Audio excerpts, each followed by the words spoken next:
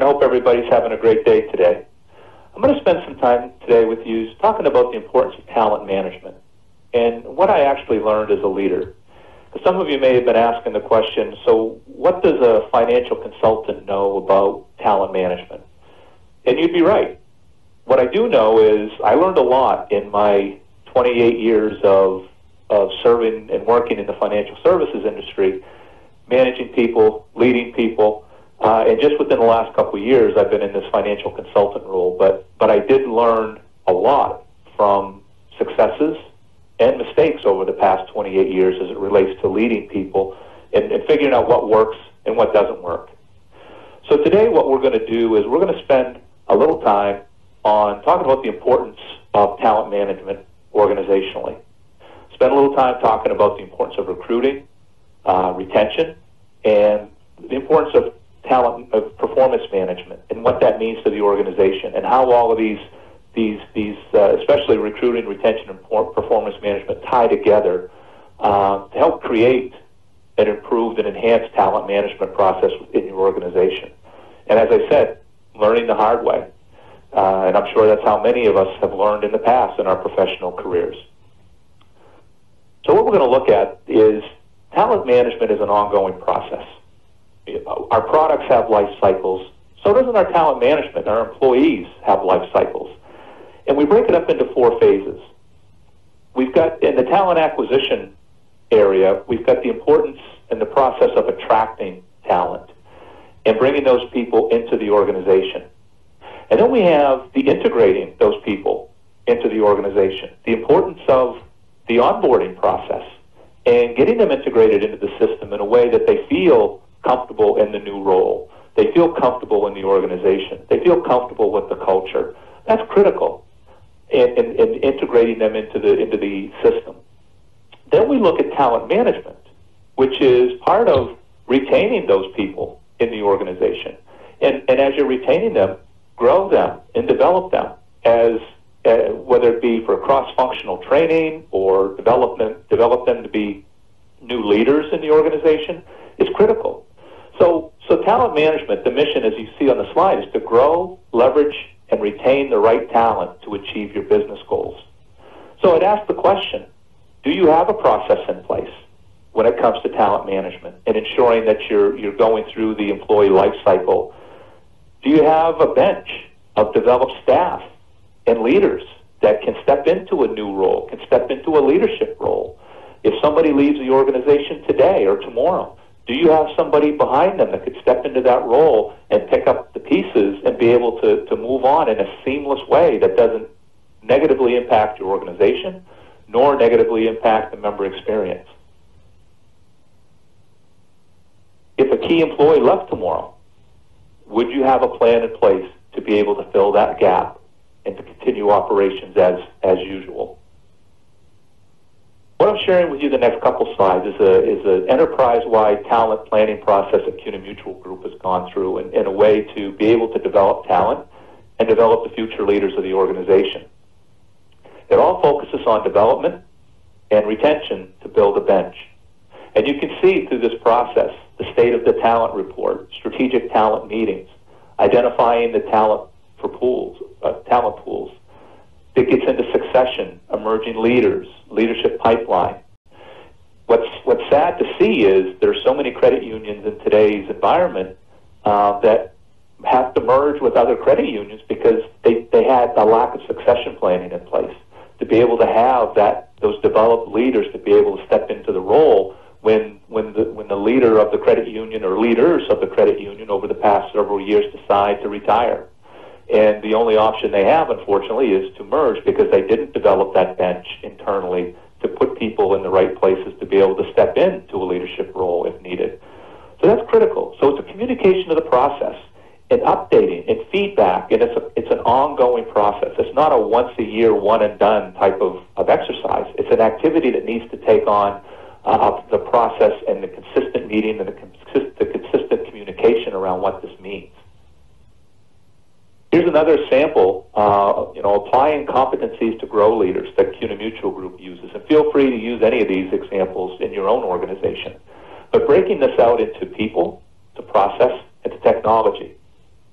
And again, looking at it from a results perspective, looking at it from a behaviors perspective. How are you developing those people? They're critical skills to become leaders in your organization that really will be able to fit into the culture, to be able to lead, to create vision, to lead people, to manage people on a day-to-day basis. It really goes a long way from a retention perspective. Giving that ongoing feedback to people, again, not a one and done. Talent management and growing leaders is all about giving consistent and ongoing feedback. It's about ongoing coaching. It's about giving them accessibility to training and development on a day-to-day basis and measuring those people in their development plan, being part of that development plan with your employees, helping them see what their gaps are, what their strengths are, what their areas of what their opportunities for growth would be, and helping them create that development plan to become future leaders of the organization. And getting human resources support in that function, because that is critical to have human resources involved along the way to ensure success with talent management. The clarity in roles and responsibility. What does talent management mean? Owns the overall process, creates and delivers clear and easy-to-use processes and tools for leaders and employees. What's it mean to leaders? What are the roles? What are the roles of human resources? If you have a technology team, what are the roles of your technology team as it relates to human resources? And it really starts at the top. If the C-suite isn't buying into a true talent management strategy, then it's never going to bleed down into the rest of the organization. So it really needs to start at the top. The CEO, the CFO, the Chief Operations Officer, the C-suite of the organization really needs to take a lead in implementing a true talent management process and filling that culture into the organization. So I mentioned the C-suite collaboration. In 2018, a survey was done and found that 73% of respondents said their C-suite rarely, if ever, worked together on projects or strategic initiatives. Now, I know that might be hard to believe, but sometimes we get into a silo mentality where we create that strategic plan and we know what needs to be achieved based on what was communicated to the board of directors. But then we go off with our individual initiatives, and we tend to try to execute and achieve those initiatives without that cross-pollination and cross-communication between departments. So truly, to accomplish a true talent management process, really collaboration needs to take place at the C-suite. And more importantly, does human resources have a seat at that table when it comes to strategic dialogue? Because quite frankly, if you're going to execute on a strategic plan and achieve those strategic goals and objectives and achieve the vision that you've created for the organization, you really need to have the people in the organization to be able to execute that. You can have the tools, you can have the systems, you can have everything in place to be able to execute on a strategy, but you've got to have the right people in the organization to do that. Watching and promoting staff and leaders based on, don't do it on what's best for the credit union, not what's best for my area. So make sure that the future leaders, that as a leadership team, you're getting together on a consistent basis to talk about talent management and talk about who are the people in your individual areas that do have the potential to be future leaders of the organization, whether they're coming from accounting or lending or operations or wherever they might be coming from. Part of this collaboration is to making sure that you're not building in a silo, protecting the people that you have in your areas. Again, it's about sharing those abilities and sharing the competencies of those people to make sure that you're sharing knowledge and you're sharing that experience and you're sharing that talent development across the organization and not just within your own area. Set performance measurements and review the expectations on an ongoing basis. Hold leaders accountable to this. Make sure that they are being part of your talent management strategy, and make sure they know what the expectations are when it comes to executing your talent management strategy. Again, it has to be measurable and it has to be communicated. So what do we expect from the new workforce? We all we all have this sense that from a marketing perspective that, how do we attract the millennials and the Gen X, the Gen Zs of the world to become new members of our credit union? Well, how do we attract that same group to become future employees of our organizations? You can see some of these stats as it relates to the millennials and Gen Zs is, 75% of them, of these workers, plan to start their own businesses at some point. 70% want to work to support their personal interests. So this group has a very entrepreneurial mentality in how they approach their profession. So what does that all mean to you as an organization?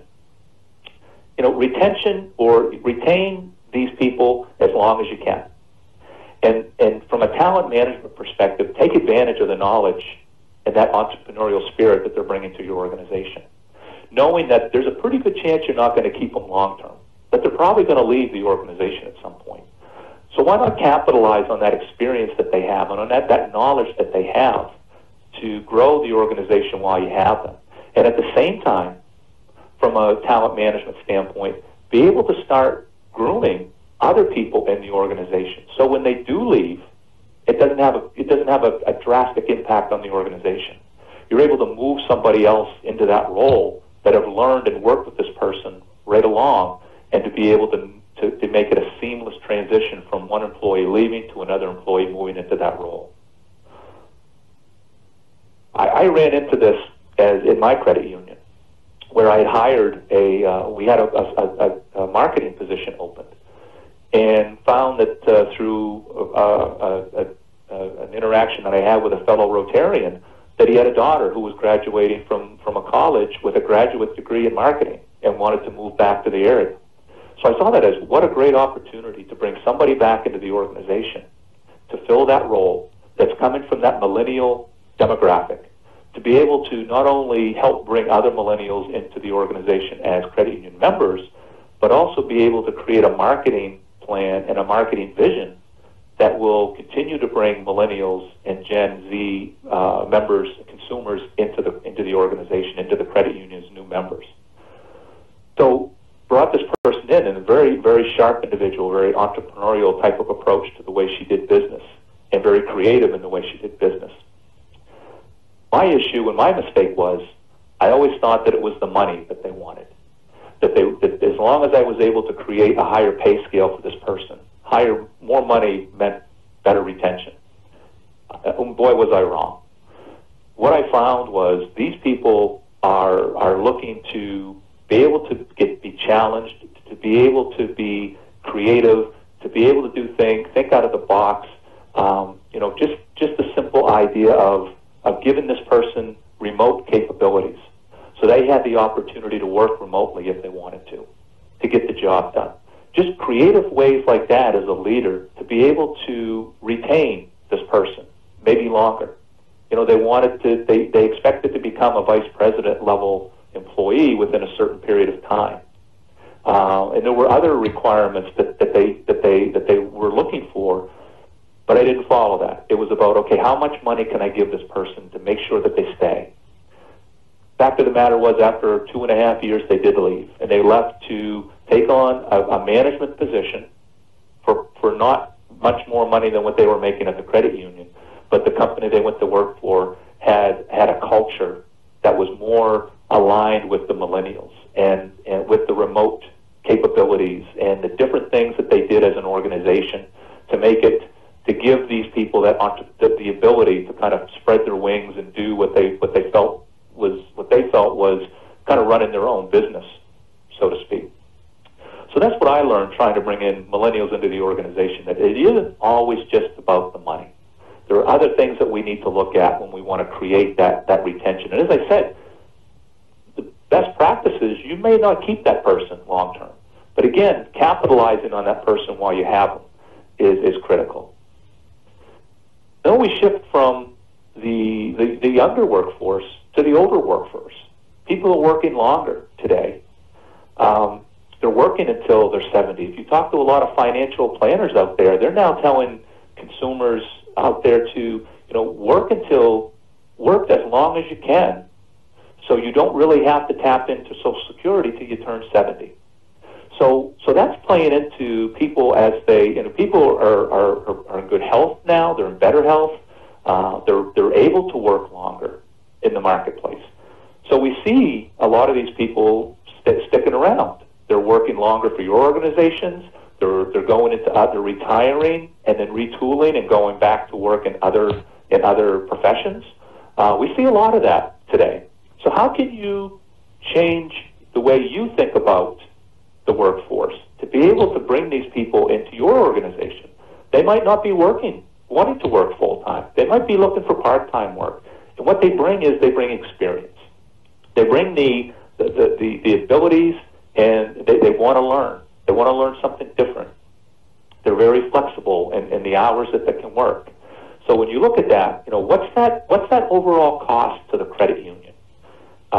If you've got the employee that's been around for 25, 30 years, how do you create a way for them to stay? And what happens if they retire? What's the impact to you from a cost perspective, from a recruiting perspective? So if you can retain the older workforce and leverage that experience, and what that typically will do is it'll help with not having to increase training costs, because you get from an new employee acquisition perspective, it doesn't increase your recruitment expenses. So what are look at what are the cost savings with working with an older workforce? A lot can be said for that longevity and the experience that those people bring, and just that the gut instinct that they have in the way that they do business and what they've seen. If they aren't buying into the culture, though, it can be toxic to the credit union. So if you have somebody that's been around 25, 30 years that really isn't adapting and buying into your culture, and it looks at it through a negative lens, that can be toxic, and that can spread like a cancer through your organization. So you really got to ask yourself the question. It's not about, okay, this is an older workforce that we want to bring into the organization. It's also about do they fit? Do they fit the culture?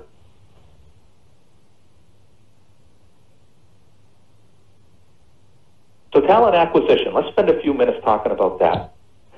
A lot of times we approach talent acquisition as, we've got a role to fill, we've got to hurry to fill it because we don't want to impact on member service. Well, sometimes rushing to fill a role, a vacancy in the credit union, can have as much negative impact on the organization as if you took a step back and you went through the process more strategically. So how soon do you put a new employee in front of a member? Think about that. You hire a new teller. You hire a new member service person. How quickly are you putting them in front of the membership? I always hear the comment, we're going to throw them into the deep end. And that really gets to the rush to have to fill a position. And throwing that person into the deep end to see what will happen. Are they going to drown? Well, here's the bad news. If they drown, while they're drowning, they're going to create that negative member experience while they're doing that. Not purposely, but they're trying to learn. They're learning in front of the member. And they're trying to adapt and adjust to the new culture and adjust to the way you do business. So slow down with that hiring process. As you can see on the screen, 54% were somewhat to very likely to leave their employer due to a poor onboarding experience. 70% of managers feel they do a good job. Only about 23% to 50% of the candidates actually agreed with that comment. So you might think that you have a great new employee onboarding process, but you got to take a step back and ask yourself, do I really have a good talent acquisition process in place? An acquisition process that helps ensure that the retention part of talent management is going to be easier. Because when we rush, sometimes we put people in roles and we bring people into an organization that isn't a good fit. And that goes a long way for a credit union or for any organization for that matter. Sometimes when we onboard new employees, it's all about compliance and rules. We're going to put you in a room, we're going to give you a few videos, we're going to give you a bunch of manuals, and we'll come back and check on you every once in a while. That's really not a good onboarding process. That is telling people we're about the rules and the compliance, which I understand. We have compliance that we have to follow. We have rules that we have to follow to protect our members and to protect the security, safety, and soundness of the organization. I get that.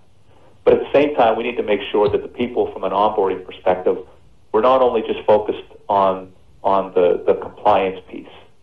Because if we just focus on that, you get people so afraid to make a mistake that it pushes down their ability to be creative, because they don't want to make a mistake. We scare them straight, so to speak. So create an onboarding process that create people to really want to be part of the organization, that really feel that they're ready to get in front of the membership when it's time. And hire people for attitude, not just aptitude. That's important, because sometimes we go through a hiring process, and in that hiring process, we're looking for the people that can run the adding machine the quickest, people who can go through math equations the quickest. That's aptitude. You can teach aptitude. You can't teach attitude. So looking for that personality trait, putting people in front of the member that aren't very personable is not a very good talent management strategy, because it impacts your member service levels. So hiring for aptitude is not really the way to go in a lot of cases, especially with member-facing roles. Hire for attitude. Do they have the attitude to learn? Do they have the attitude to be part of your culture? If that's the case, you can teach the aptitude part.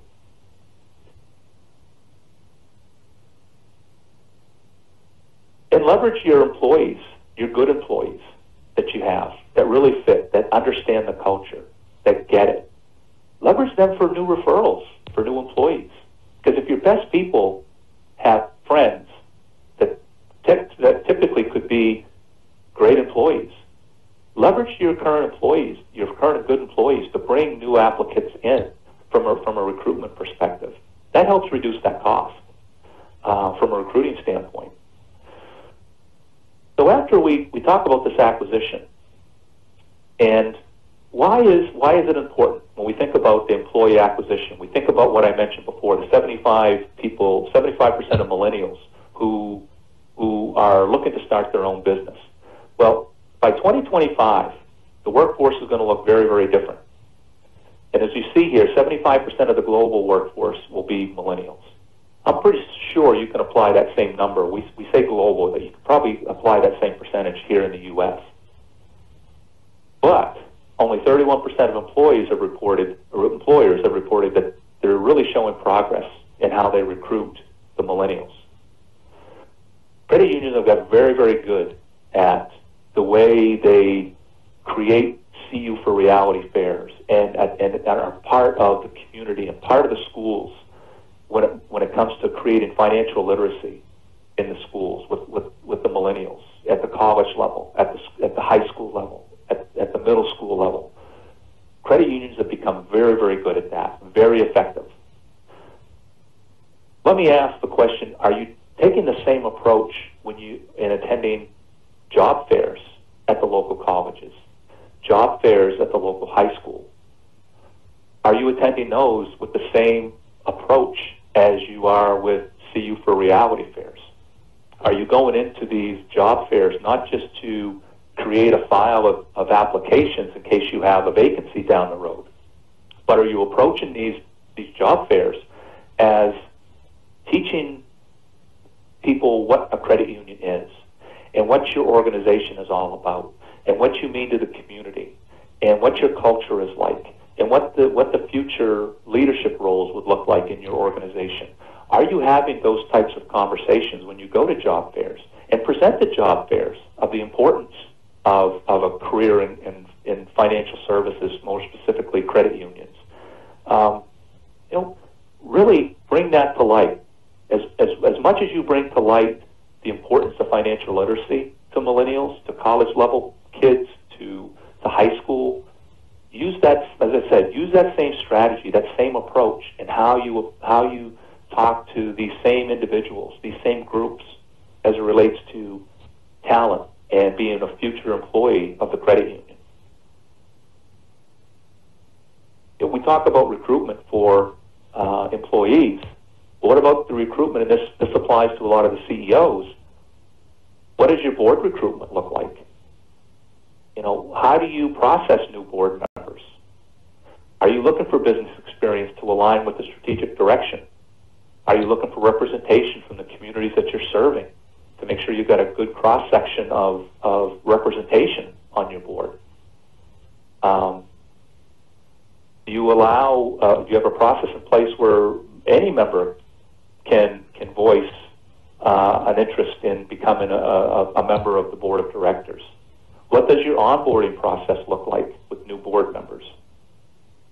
So what does that nomination process look like? You know, we build a bench, as I said, for our staff, but are you building a bench for your board of directors as well? You do that through committee work. Do you have members who are not necessarily board members serve on certain committees that you might have? Do you have an advisory council where you can have potential board members serve on that advisory council that can report to the board on a quarterly basis on what they're discussing, creating a bench for future board members? So also using a student advisory council. To my earlier slide and my earlier comment about recruiting at job fairs, involve the millennials in a student or a young advisory group or a young advisory council to be part of the organization, to help not only create future board members, future volunteers for your credit union, but also to possibly create future employees for your credit union. So leverage the schools, leverage the college. See what you can do to create opportunities for Gen Z and millennials to be part of your organization, to learn who you are, even before you consider hiring them. In a great way to really start looking at talent acquisition. And part of that is that communication piece, to make people, to get people to want to be part of your organization.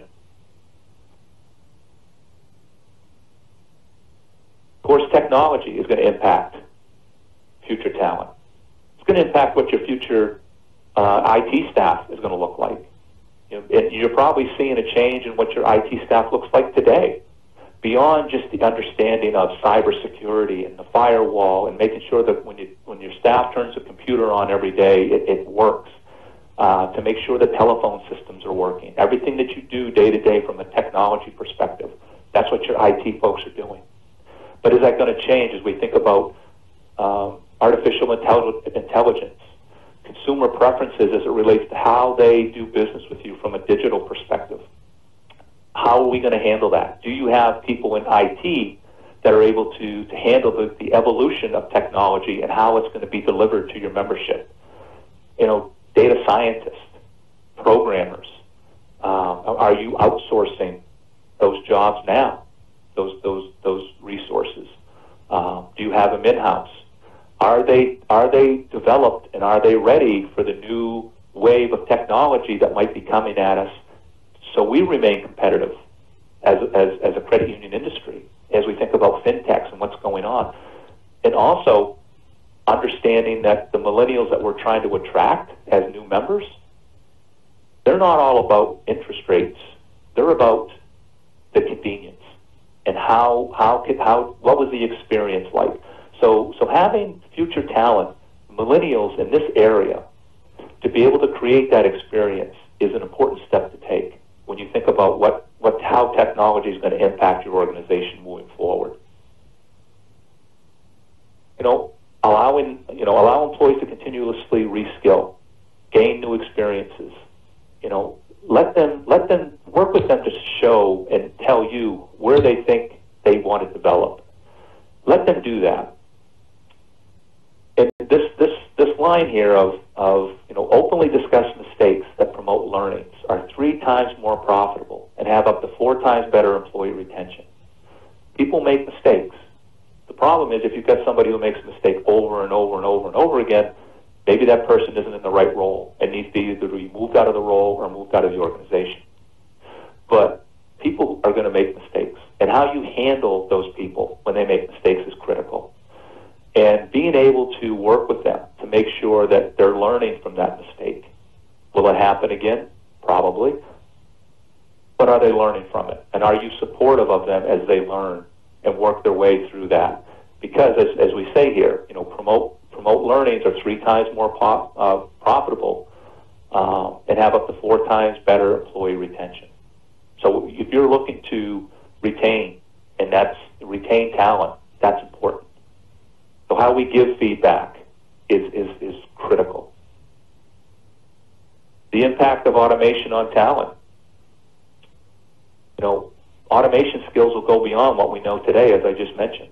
In IT, you're looking at data, people who are experts in data mining, people that create data from your core systems, from your loan origination systems, data analytics. How do you creating that data is about creating it, but how do you use it to create opportunities and tell your story and create deeper relationships with your membership? Of course, all this is going to come with increased salaries. These people are coming out of school. They have a different mindset as they approach technology and they approach data. And they're the millennials. They're the Gen Zs. And again, leveraging their knowledge, let them use that entrepreneurial spirit that they have to help you build systems and processes that are in place. And retention of this type of talent is going to be tough, and it's going to be tough to keep them. And just the only thing you can do is create that process to ensure and mitigate the risk of them leaving in a very short period of time. Let's talk about retention. Sometimes letting talent problems go takes the weight off. Will take the weight off your shoulders. If you look at this employee and this employee is having issues and they're not really getting it, they're in the wrong role, they're making consistent mistakes, they're impacting the member experience, they're impacting the culture of your organization. We all hate to let people go. But sometimes when you make that decision and you rip that Band-Aid off, you feel that weight lift off your shoulders. And at the same time, you might even have that employee come back to you to say, you know what, you just did me a favor. I really didn't know what to do. And this job was weighing on me mentally as well. So sometimes you're doing that employee a favor if you let them go or you move them to a different position. It's never pleasant. It's not a nice thing, a nice experience to go through. Trust me, I know. I've done it several times. But it's how you do it. And it's part of that ongoing feedback and ongoing communication, so it's not a surprise to them. If you let an employee go or you move an employee to another position because they're in the wrong role, it should never be a surprise to them, ever. They should know that it's coming, and they should have the opportunity to be able to try to correct what they're doing. And at least if they have the opportunity to try to correct it, and they can't, at least they're part of the solution, and they don't just look at themselves as the problem. So that's important. When we promote people in our organizations, how critical is seniority? Do we have a culture of just because somebody's been here longer, they are the ones that we're going to promote to that new role? If they're talented people and they've been in their roles for a long time and they've been with the organization for a long time and they're good at what they do, and you want to thank them and recognize them for their years of service and you know that they're the right person for the role, perfect. But don't just do it because they've been here the longest. That also will drive people out of your organization. When you've got younger, talented, not necessarily just younger, but talented people in your organization that you want to try to retain, that's the first thing. If you continue to use that as your culture, we're going to promote people based on seniority alone, that's the best way to drive talent out of your organization, because they're going to go somewhere else to find opportunities to grow within an organization. If you're not going to give them that opportunity, they're going to go somewhere to find it. So make sure that from a talent management standpoint, as we talked about earlier in the presentation, that you have a process in place, that you're identifying those people, and that when you do have roles, leadership roles open, opportunities for advancement, you're giving them the same opportunity, and you're proactively telling them and proactively asking them if they are interested in going through an interview process. I'm not saying you just hand it to them because they're talented people. From a due diligence perspective, you got to go through that process of making sure that they're the right fit. So, but make sure you're not forgetting those people when you have opportunities for advancement within your organization. You know, Jack Welch, the 20-70-10 strategy that he used at GE. And with that, those of you who don't know what that is, what Jack Welch said, 20% of your employees are people that you want to make sure you do everything you can to protect and retain. That they're your what we would call your A players. That they create results every day. They exhibit the right behaviors. They're the best in front of the members, whether in front of the members or in the back office. They're the best of the best that you got. So doing everything you can to protect them and make sure you're building walls around them to keep them long term. Then you have the 70% of those employees, of your employees, that are they're not in that 20%. Maybe they don't have the talent level to get to that 20%. Some of them might. But within that 70%, those are the people that will do anything for you, that you can depend upon them. They're volunteering for the community events. Your members are saying they're great people. They love working with them. Those are the people that you want to make sure that you recognize and avoid that the chance that they fall into that 10%. Which the 10% are the ones that if they're not going to change the behavior, they're not going to create results. Your managers are constantly having to work with these people. They might be on the wrong seat on the bus, as Jim Collins says in his book, Good to Great. If they're in the wrong seat, move them to the right seat. But if it's a matter of they just don't fit in the organization, it's time to get rid of them. Because here's what's happening. If you're spending all of your time coaching and working with that 10%, your 20% start to feel neglected. And they start to feel that they're not getting the attention that they deserve from their manager. So you run the risk that as you're paying attention to that 10%, the 20%, and even the 70% are going to start thinking, well, it doesn't really matter. I'm not going to get recognition. You know, it doesn't matter what you do in our organization. We're not going to get recognized. So be careful of how you manage that set 20, 70, 10. That's something I did in my credit union, where I had all the managers. I did it. I had my C-suite members do it, the executive team, and I had the branch managers do it. Rank your people, A, B, C, 20, 70, 10. And use that every day as you coach your people. And have those monthly conversations with your employees to make sure they understand what we're doing. Don't tell them that, hey, you're an A player, you're a B player, you're a C player. Don't tell them that. That's your internal measurement. But it's how you use, it's that internal measurement that you use to be able to create that. Do I coach them up or do I coach them out? And that really helps you when we talk about performance management here in a minute, it really helps with that whole performance management, because performance management should be an ongoing process. It should be a month-to-month, not an annual event. It should be a process. It should be an activity that you go through every day. So this really helps you as it relates to your level of prioritization as it relates to coaching your people. So create that measurement and have your managers do it. And that way you eliminate the element of surprise when you do an annual review or a mid-year review with your staff. It works. I've seen it work. I saw it work in my organization, where I had managers come into me saying, you know what, you were right. I got rid of that particular person. They weren't getting it, and I was able to get rid of them. You're going to have a little bit of noise from members. You're going to have a little bit of noise from employees when you let somebody go, because it's going to be, oh my, why did you let so-and-so go? That's so harsh of you. But once you bring somebody else in to replace that individual who is more talented, who has a better attitude, they'll appreciate the difference. So will you when it comes to how you coach your people. Importance of rewards. You know, how do you reward your people? 360 feedback. Survey what type of recognition your people want. Do they want money? Do they want advancement? Do they want time off? Do they want to be involved in new projects?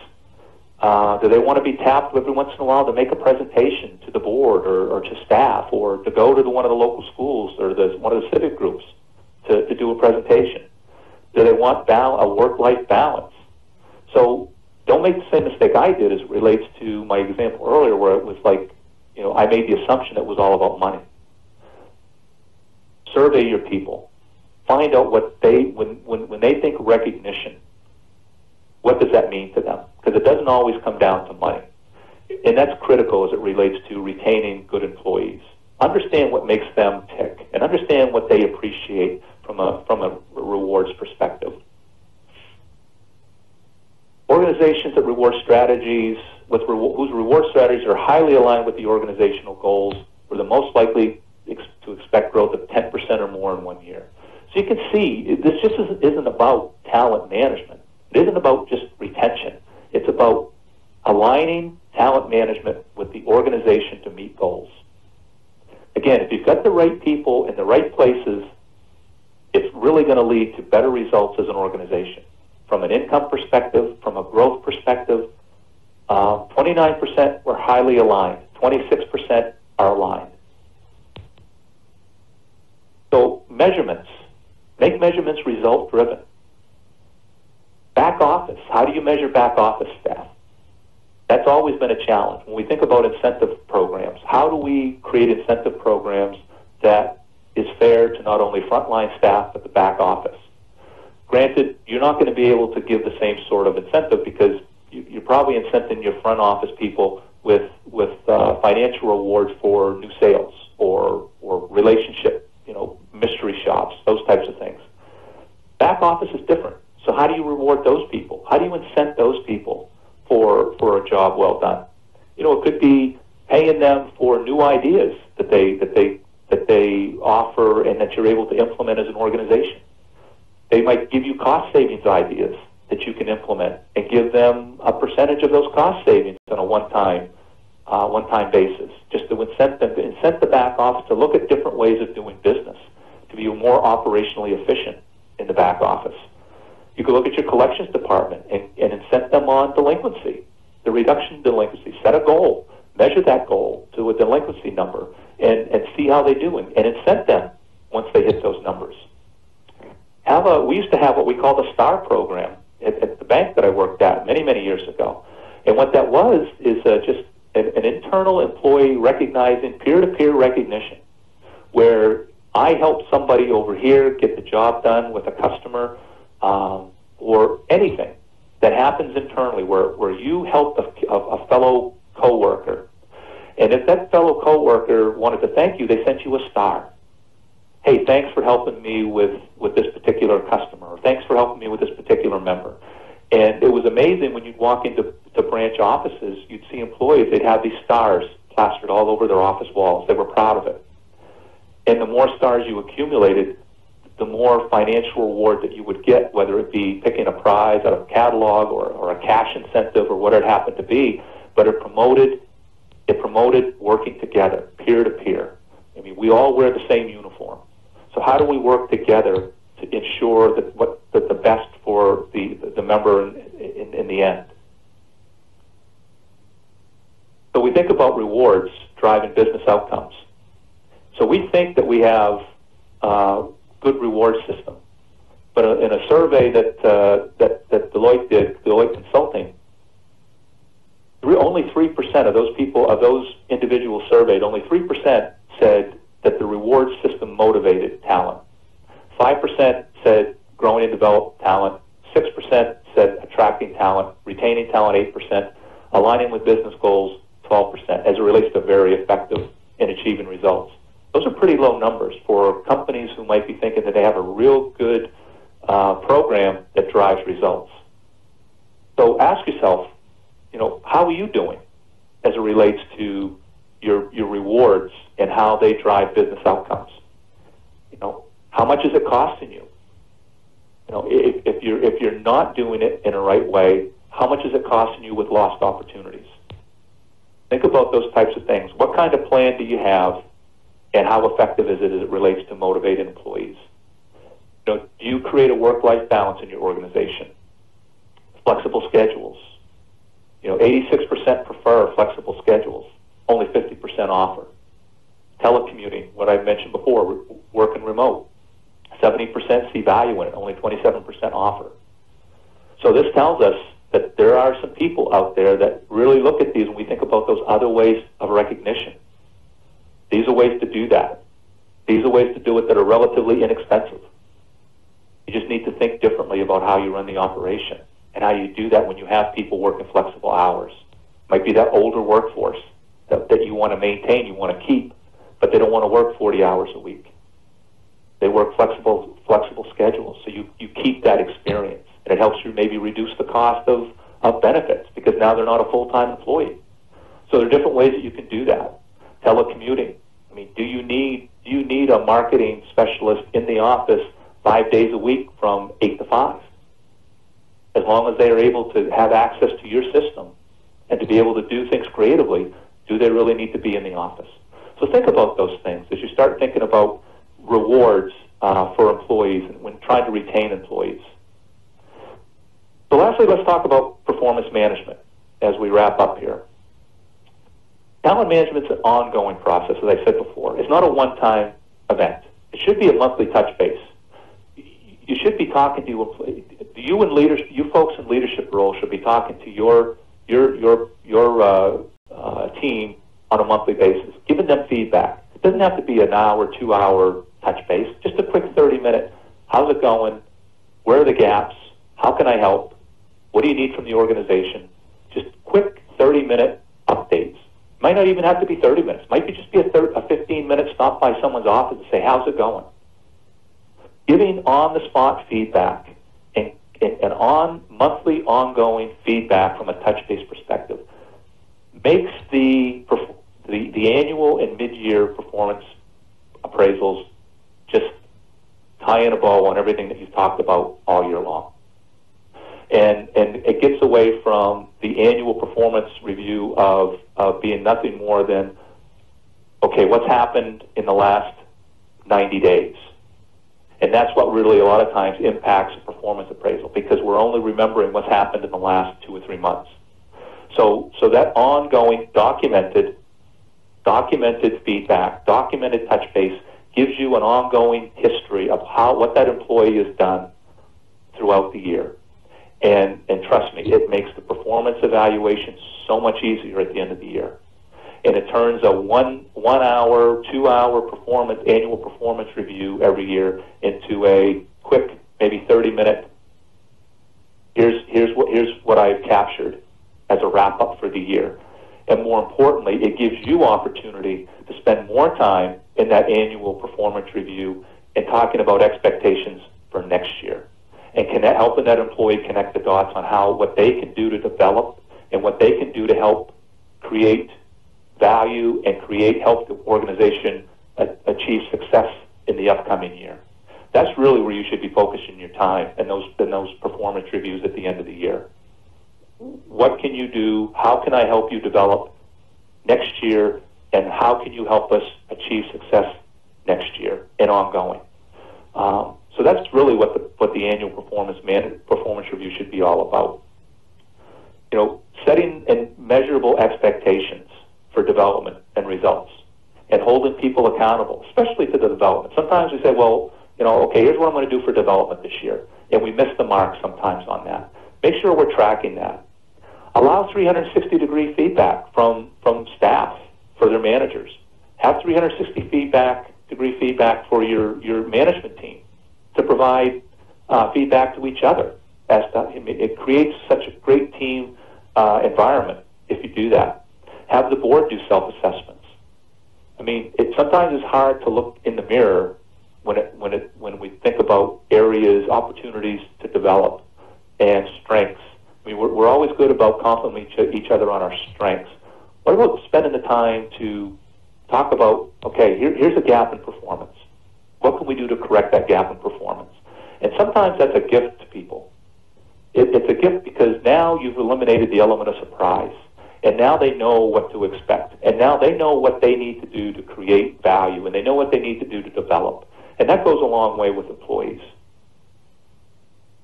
So the last couple slides here is just, again, I'll share with you what we do at CUNA Mutual, year-round talent management.